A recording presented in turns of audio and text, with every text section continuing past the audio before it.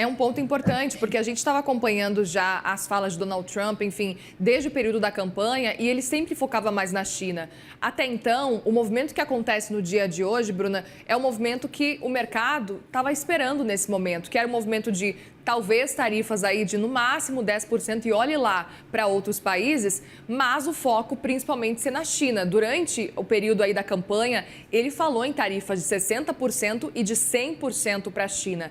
A questão que eu te pergunto agora é o quão viável pode ser isso. Você trouxe esse ponto importantíssimo. A gente pode falar também que a China é a fábrica do mundo. E os Estados Unidos, apesar de desejarem essa independência da China, eles dependem porque importam muitíssimo de lá também. Então, a gente está falando de um cenário em que Estados Unidos vai taxar em 125% e, por outro lado, a gente tem China taxando até agora, por enquanto, em 84% os Estados Unidos. A gente imagina que quando a China acordar, que vai ser lá para a noite aqui do horário de Brasília, talvez possa vir mais uma retaliação. Qual que é o impacto disso, desse cenário para os norte-americanos, mas, claro, para os chineses também, levando em consideração que a gente tem uma economia por lá que tenta reagir. A gente tem até um cenário aí de uma inflação muito menor. Como é que você percebe esse cenário por lá e também nos Estados Unidos a partir dessa taxação e dessa guerra comercial que agora sim ficou mais polarizada?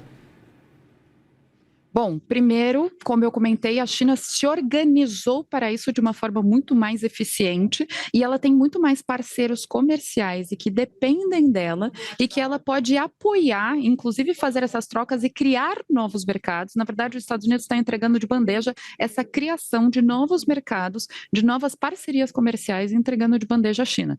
Então, nesse sentido, a China, por isso que ela está muito mais preparada.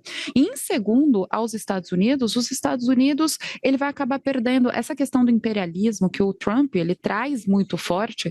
O principal ponto e que vai muito contra, ontem eu comentei uma frase que eu vou repetir aqui, que é um tiro no pé com um efeito retardado. O que ele não está lembrando é que esse efeito tardio, se assim a gente pode falar para corrigir a palavra, os Estados Unidos tendem muito a perder, principalmente essa questão do imperialismo. Então, na verdade, é uma medida política mascarada de um protecionismo, onde o próprio Estados Unidos, enquanto ele não tivesse, ele tivesse preparado a casa para receber a industrialização, ao mesmo tempo que se ele tivesse postos de emprego mais eficientes dentro da indústria de verticalização que a China tem, os Estados Unidos não têm. O próprio americano não está disposto a ganhar o que se recebe dentro do chão de fábrica, vamos dizer ali, da China.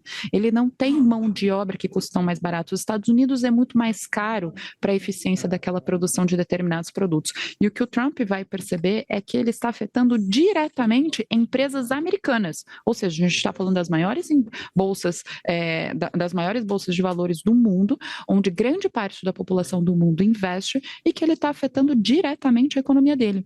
Então, agora o que eu vejo dos efeitos são o cuidado do quanto que ele vai deixar, então, quanto mais ele prolongar isso, mais ele vai fortalecendo a China, fortalecendo ela abrir novas parcerias comerciais, ao mesmo tempo que ele vai trazendo o mundo para uma recessão global. A chance dos Estados Unidos tornar isso uma crise global, até que o mundo, porque precisamos ser claros aqui, né, que isso não funciona, isso não vai se consertar dentro do curto espaço de tempo. Todos os países, todos os bancos centrais ainda estavam tentando segurar determinadas taxas de juros, ainda com inflação resistente, né, ali muito persistente, resiliente. E agora o que ele vai fazer, ele vai acabar inflacionando mais, porque vai levar tempo aí para essas parcerias comerciais, essas adaptações. Algumas potências, não só a China ela vai se tornar grandes parcerias porque ela vai abrir portas para que outros mercados sejam tão eficientes, porque eles vão ter que se resolver, eles vão ter que trabalhar isso e vão se tornar tão eficientes quanto ela, e aí sim os Estados Unidos vai ver que pode ter sido um erro tornar essa briga mais pessoal do que criar ali uma globalização mais justa, que talvez era isso que o Trump deveria buscar.